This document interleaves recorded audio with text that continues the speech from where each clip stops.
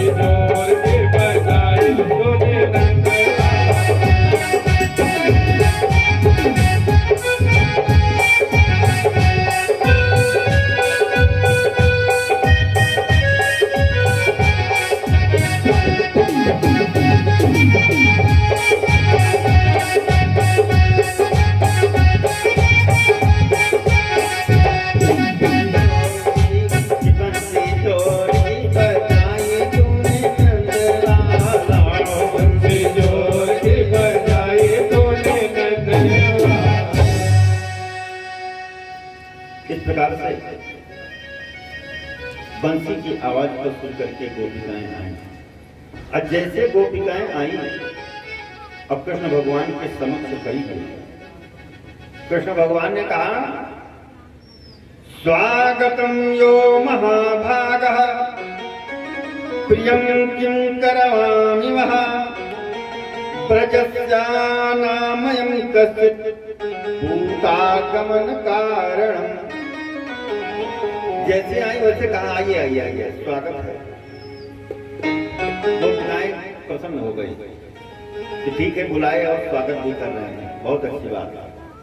उसके बाद कह रही हैं कन्हैया कि भूतागमन कारण, अरे रात बीत गई है, आधी रात है, इस जंगल में कहाँ कहीं नहीं हो। गोपिकाएं तो मौन हो गई, सर नीचे कर लिया कि बुलाया, आप कह रहे हैं कहाँ कर रही हो। कन्हैया स्वयं कहते हैं, अच्छा अच्छा, अपने पतियों से झगड़ा करके चली आई हो क्या। अरे पति से कभी झगड़ा नहीं करना चाहिए, वो चाहे रोगी हो, चाहे कोढ़ी हो, चाहे कलंदर हो, चाहे जो हो, पति परमेश्वर होता है। अगर आपको भगवान को प्राप्त करना है स्त्रियों को, तो पति की सेवा करें, परमेश्वर अपने आप प्रसन्न हो जाएंगे।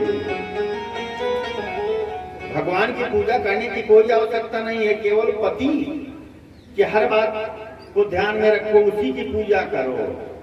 और शायद पति को छोड़ करके भगवान की पूजा में लग जाएंगी तो भगवान नहीं प्रसन्न होंगे, क्योंकि नारियों का यही धर्म है तो पति की ही पूजा करें। उनके लिए सर्वश्रेष्ठ जो है पति ही है।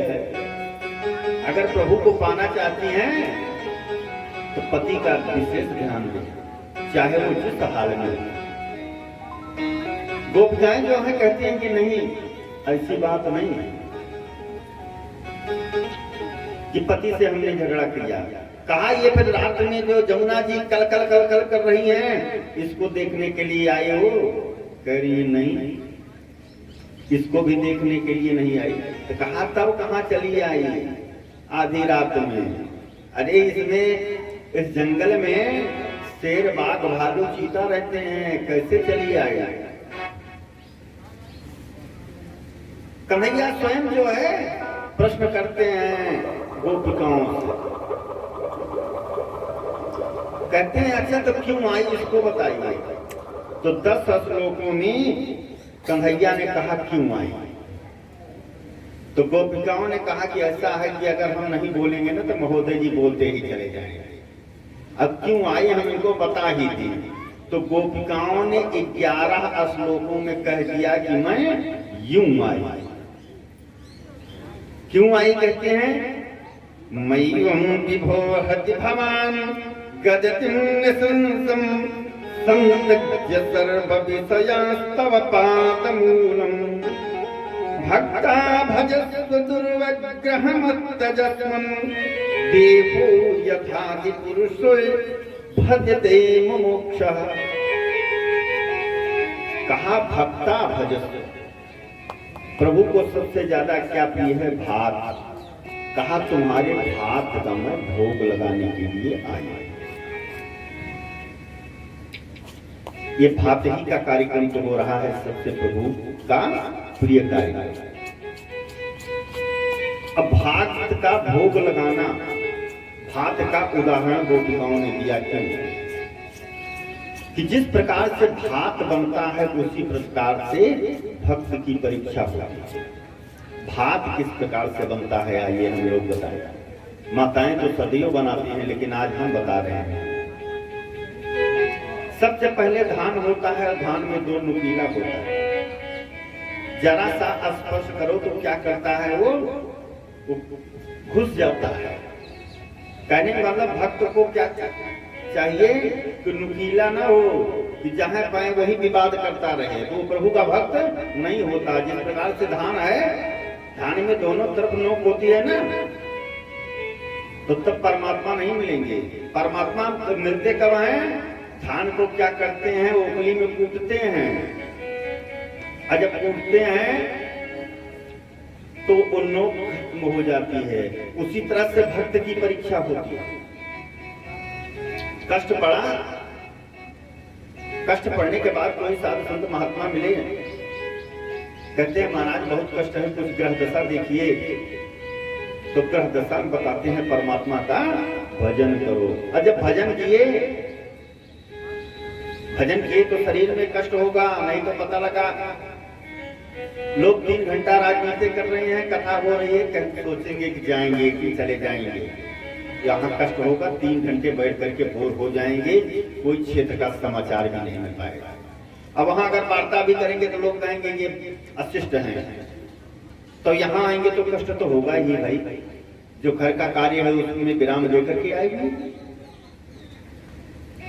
जब भजन करते हैं, जब कष्ट मिलता है, तब क्या हो जाता है, जैसे धान थपेड़ों के मारने के बाद वो स्वच्छ हो जाता है, वो चावल हो जाता है एकदम सफेद।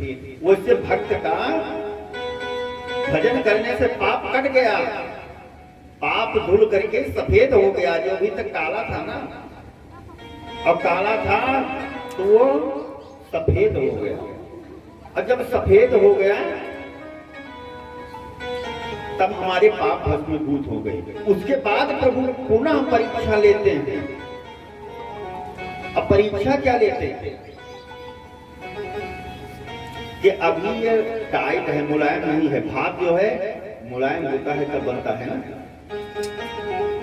तो खौलते हुए पानी में उसको डाला जाता है। जब भक्त बन गया तो तब पर भी प्रभु परीक्षा लेते हैं। कोई न कोई ऐसी आपत्ति डाल देते हैं कि श्रीमद् भागवत कथा करना है, मोक्ष होना है, तो लगा कि ऐसी कोई समस्या आ गई कि जिससे हम विचलित हो गए। वही है खौलाना, प्रभु की शरणागति नहीं मिल पा रही है, कहीं से कोई भी समस्या आ गई कि हम विचलित हो रहे हैं। और जब उसको छोड़ करके आ गए बात करने के लिए, श्रीमद् भागवत कथा करने के लिए, और ठीक चावल की भी वही दशा है कि उसको भी कष्ट पड़ा, उबलते हुए पानी में वो खौलाया गया तो हो गया मुलायम। और जब हम भी मुलायम हो जाएंगे तब जो है प्रभु के ज्यादा अधिक प्रिय हो जाएंगे। जैसे भात प्रिय है प्रभु को, वैसे भक्त प्रिय हो जाएगा। अब प्रभु तो स्वतंत्र है ही नहीं है, अहम भक्त पराधीना, भक्त के अधीन है। लेकिन कब, जब सब चारों तरफ से परीक्षा ले लेते हैं तब। और जब तक धान की तरह नुकीला है कि कहीं कुछ बात हो, विवाद किए खड़े हैं या आप कैसे बोल रहे हैं, तब प्रभु भक्त के अधीन नहीं है, फिर भक्त के बुलाने को नहीं आएंगे। और जब वो चावल की तरह से मुलायम हो जाएगा तब प्रभु आएंगे। तो आज गोपिकाएं कह रही हैं प्रभु जैसे आपके भक्त आपका भोग लगाते हैं भात का, वैसे भात का भोग लगाने के लिए आए। 11 श्लोकों में गोपिकाओं ने कहा कि मैं क्यों आई। अब बताइए कि आप बुलाए क्यों? तो कहा ऐसा है कि अब बुलाने का कारण यह है कि शरद पूर्णिमा है, अब होगा महारास, और जिसको देखने के लिए, महाराज को देखने के लिए समस्त देवी देवता स्वर्गलोक से आए, देवियां आ गई। यहाँ तक कि भूत भवन भोलेनाथ बाबा भी साड़ी पहन करके आ गए हमारे। कहा कि हम भी रास देखेंगे। रास प्रारंभ होने को आया। अब जितनी देवियां आई थी, जितनी गोपिकाएं थी, सबको यह हुआ कि नृत्य तो हो, खूब नृत्य हो, लेकिन कन्हैया हमारे साथ ही नृत्य करे। तो जितनी गोपिकाएं थी उतने कृष्ण हो गए, और उतने कृष्ण होने के बाद अब महारास प्रारंभ हो गया, नृत्य हो रहा है। और नृत्य किस प्रकार से हो रहा है?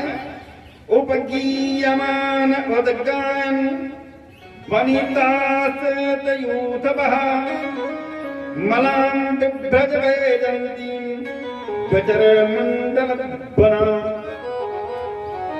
जैसे वैजयंती की माला एक में होती है, उसी तरह से समस्त देवियां एक में होकर के महारास में नृत्य कर रही हैं। कौन कौन सी देवियां नृत्य कर रही हैं? कि राधा नाचे कृष्णा नाचे, राधा नाचे कृष्ण नाचे, नाचे गोपी चंद। मन मोरा बन गयो सखी पावन वृंदावन, रास रचो है